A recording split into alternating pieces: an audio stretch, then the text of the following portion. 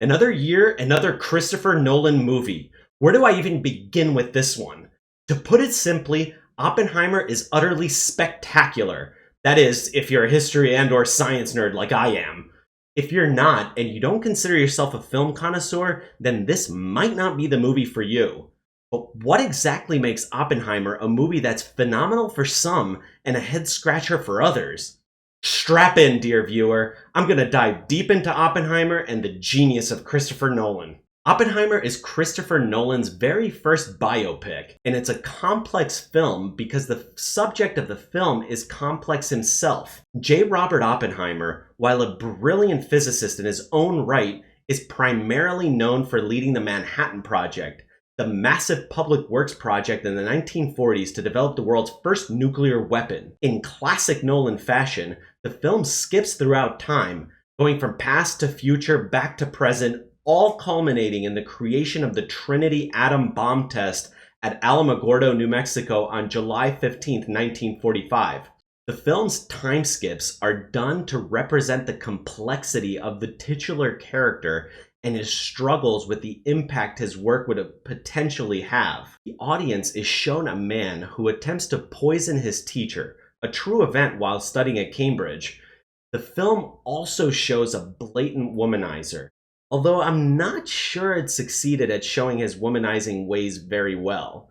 The film only shows him cheating on his first wife, not any other behaviors that can be construed as womanizing, such as incessant hitting on other women or making any derogatory statements, which I guess is done to be tasteful rather than to show how things used to be.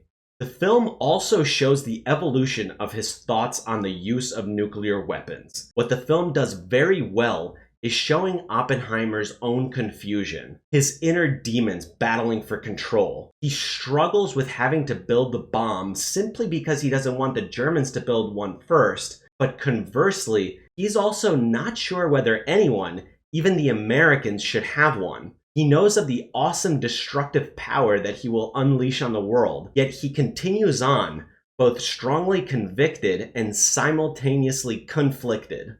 One of the primary mysteries that scientists dealt with after theoretically proving the feasibility of the bomb was whether or not the temperature and pressure exerted would be enough to cause a chain reaction and light the atmosphere on fire, thereby destroying the world. There is a lot of burnable oxygen on Earth after all. However, as they saw, the Trinity test was both more powerful than they expected, but also not powerful enough to light the atmosphere on fire.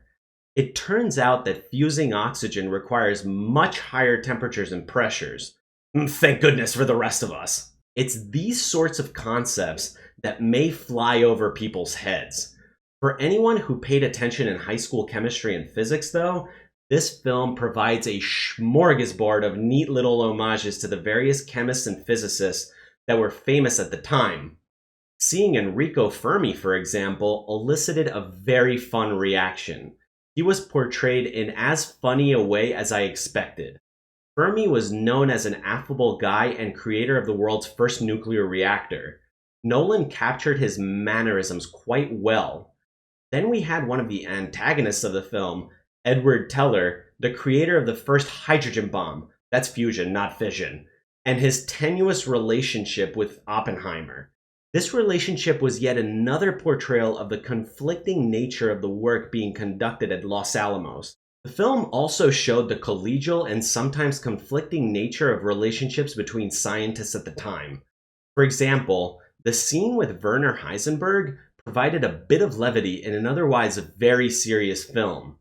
And the introduction of Niels Bohr, who was portrayed by Kenneth Branagh, was as exciting as I expected. Bohr was primarily known for first describing the structure of the atom, a literal superstar in the world of physics and chemistry at the time, and the film made sure to portray that level of star power exquisitely. However, what I wish the film had done more of was to expand a bit on Jack Quaid's character of Richard Feynman. Feynman is quite possibly one of the most interesting scientists of the 20th century. His works and applications span multiple decades and countless areas of expertise and research. Hell, even I studied some of his work in my math classes. Feynman was known for his quirky sense of humor, So it would have been nice to see more of that in the film. As far as Albert Einstein went, the film's portrayal of perhaps the greatest scientist of all time was pretty well done in a much more subdued way. Another thing the film does brilliantly was to show the very birth of the military-industrial complex. First and foremost, Matthew Modine's depiction of Vannevar Bush was as creepy and greedy as I would have expected. Bush was at the center of the emerging military-industrial complex that Eisenhower warned about years later. Another member of the military-industrial complex was Kenneth Nichols, played by the tragically underrated Dane DeHaan.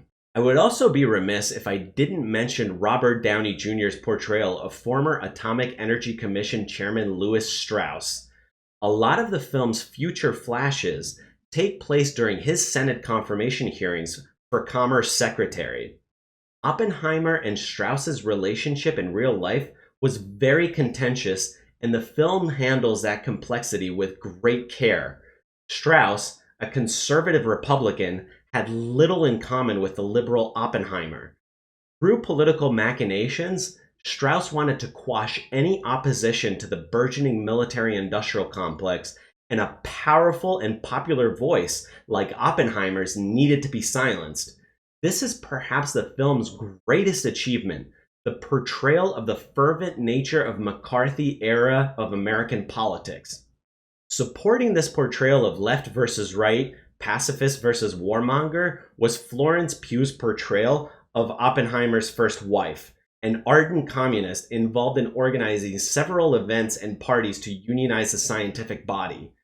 Oppenheimer himself wasn't entirely convinced, but merely going through the motions with his communist friends.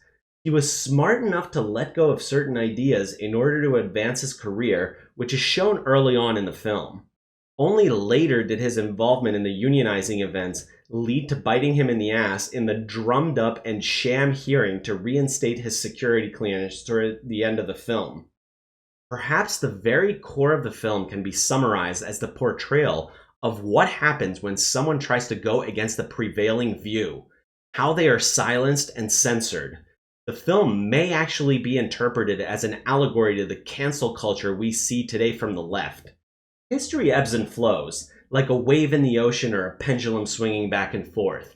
In the 1950s McCarthy era, it was the left who was silenced and censored throughout all facets of society. Counter-narrative and nuanced thought were squashed before they could take root. Sound familiar? It's basically the same thing that happened to this guy. So the film's overall message is that cancel culture can target anyone, either side, at any time, whatever way the political wind is blowing, even if that side is correct, as Oppenheimer was in his pacifist messages to various politicians and military leaders. Now, as for the film's weak points, it wouldn't be a Christopher Nolan film if it didn't have atrocious sound editing. As with Tenet and The Dark Knight Rises, Nolan again pumps up the volume over the soundtrack over actors' voices and dialogue. I honestly couldn't watch The Dark Knight Rises without subtitles on because I couldn't really hear Bane's voice. The same dumb mistake happens in Oppenheimer. You know, as brilliant as Christopher Nolan is, it's really shocking to see him commit such dumb mistakes in his films. A few friends also asked whether I had seen it at IMAX. Honestly, I don't really see the point. Most of the film is comprised of slow dialogue and debate between various characters. There weren't very many huge and expansive set pieces that would have required seeing it in IMAX. Now, Nolan's prior films such as Dunkirk and Tenet for sure were enhanced by the much larger screen in a true IMAX theater. But for a film like Oppenheimer, IMAX doesn't really enhance the experience in any meaningful way. Last but not least, I do have to talk about Cillian Murphy's performance. This is simply his magnum opus. This is the role he was born to play. Murphy captured the complexity of Oppenheimer masterfully. The audience knew exactly what was going on in the character's head at all times, and you really needed that for an enigmatic character such as Oppenheimer. At various points, Murphy portrayed the struggles his character was going through, such as the death of his first wife and the struggle he was having deciding whether to actually build the bomb or not. Murphy portrayed the worry in Oppenheimer dutifully throughout the film. Now, no one really cares about the Oscars much anymore, but Murphy is by far the best actor of 2023's films and absolutely deserves not just the nomination itself, but also the statue. But what are your thoughts on this? Do you think Oppenheimer's complexity will disappoint or wow audiences? Please do let me know down below in the comments. And don't forget to hit that like button and smash that subscribe button, and I'll see you in the next one.